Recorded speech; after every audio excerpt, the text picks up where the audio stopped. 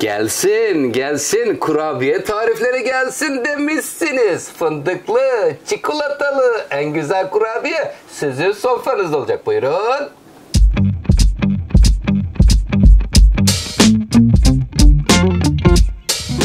Çikolatalı, fındıklı kurabiye tarifi geliyor sizler için. Neler varmış malzemelerini hemen paylaşıyorum. 2,5 su bardağı unumuz var. 1 su bardağı pudra şekeri.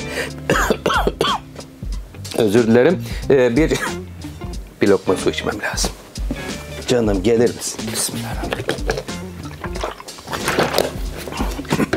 Çok affedersiniz. Şimdi 2,5 su bardağı un dedik. 1 su bardağı pudra şekeri, 1 çay bardağı sıvı yağ, 1 çay bardağı mısır nişastası, 125 gram tereyağı, 1 yumurta, yarım paket kabartma tozu, 1 paket vanilya, üzerinde çikolata ve fındık olacak. Şimdi öncelikle nişasta, kabartma tozu ve vanilya. Dörtlüsü, bir de pudra şekerini al.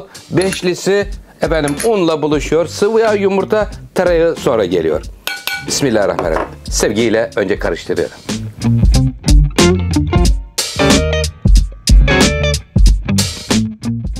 Kurabiyemiz için ortasını açtık. 1 yumurta, 100 mililitrelik bardak ile 1 çay bardağı sıvı yağ, 125 gram tereyağını da aldık. Havuzun ortasından başlıyoruz. Oda sıcaklığına bakın. Yumuşacık tereyağı. Sevgimizi veriyoruz. Önce sıvıları karıştırıyoruz. Diğer tarafta un, pudra şekeri, vanilya, kabartma tozu karışmıştı. Nişasta. Kıymetli seyircilerim. Evet, sevgiyle ortadan başlıyorum. Bakalım kaç tane kurabiye çıkacak? Fındıklı ve çikolata olacak. Lütfen takipte kalın.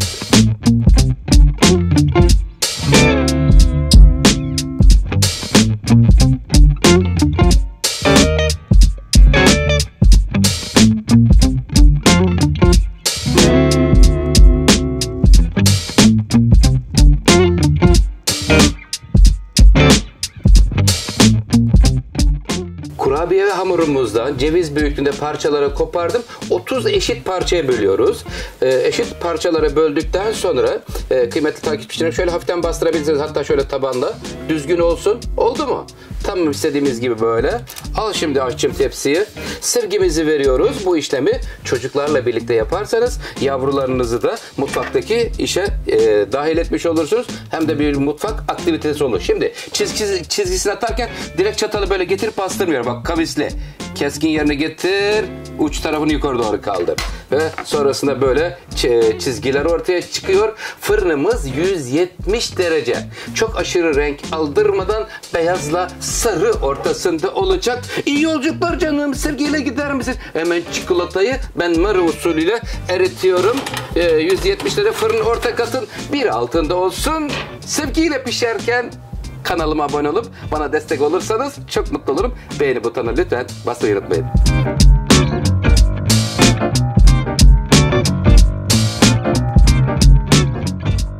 Fırınımızdan güzel kokular geliyor. Mis gibi. Kurabiye kokusu. Gel bakalım canım. Sevgiyle geliyor. Kaç dakika pişti? Kıymetli seyircilerim 20 dakika. 170 derece alt üst ayarda. Şimdi soğusun. Ilık hale gelince ben marusulu çikolata ve fındık geliyor.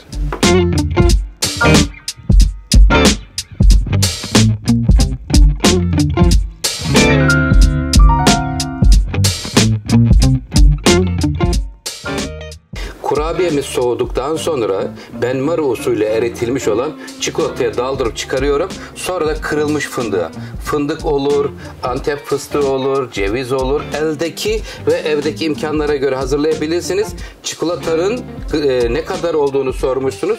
160 gram. Kıymetli seyircilerim 2 paket 80 gramlık burada sütlü çikolatamız. Evet, şöyle kurabiyelerimizi görelim. Eğer ki daha fazla yayılmasın isterseniz kurabiye, o zaman B planında 2,5 su bardağı yerine 3 su bardağı un koyarsanız daha toplu dururlar. Ama böyle de çok güzel olmuşlar kıymetli seyircilerim. Nasıl buldunuz? Beğendiniz mi? Sizler için en güzel tarifleri hazırlamaya çalışıyorum. Sofralarınız bereketli olsun. Yorumlarınızı ve beğenilerinizi bekliyorum. Sizleri çok seviyorum. Hoşça kalın, sağ kalın. Afiyet olsun efendim.